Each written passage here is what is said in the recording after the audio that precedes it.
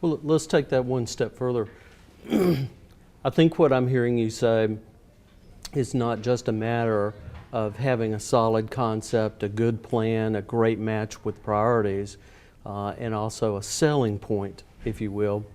But again, from my perspective, and Sharon, this may be different from a corporate perspective, but from my perspective, it's very important that you match up what your needs are, not with money that's available, but with the objectives or the right match, if you will, for the program. For example, there are a number of faculty that I've worked with over the years that come in very excited about a particular program, and after you talk with them about it, it's less about the program than the fact that this program is offering $1.5 million in funding, and I need to go after that. I need to have my share of this funding.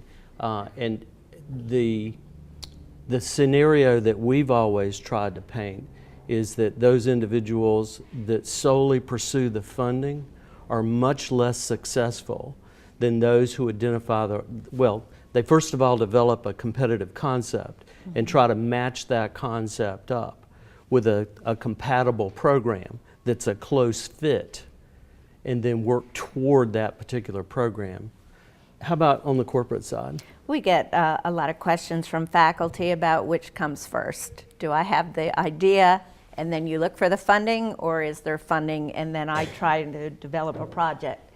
I much prefer having a project that you're already working on, that you're very passionate about, that you want funding for.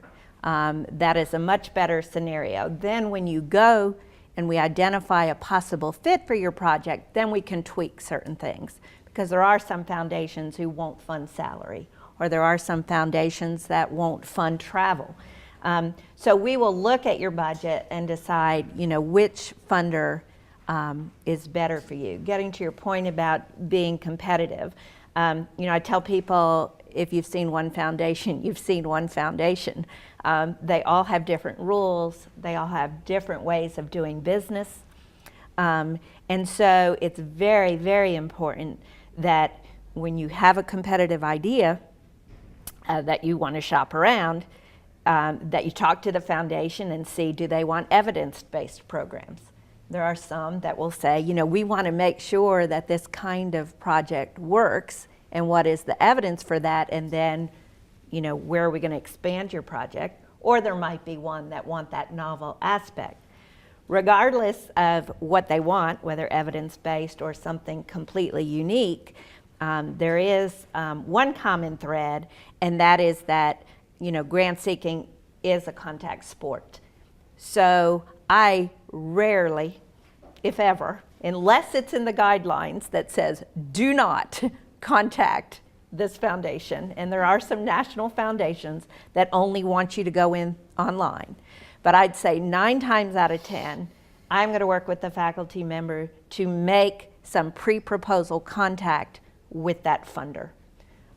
Because, them involving them up front is going to save you a lot of time if they're really not interested and it's not a good fit, or they're going to get so excited by your project that they're going to help you bake it.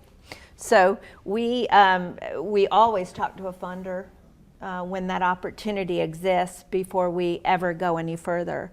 One of the wonderful things with corporations and foundations, and increasingly they're doing this, is they have letter of intent opportunities, or a letter of inquiry, where you can actually do a 2-pager about what your idea is, send it to them, and then get invited to do a proposal, so that you're not going to have to go through all that work of writing a proposal only to have it turned down.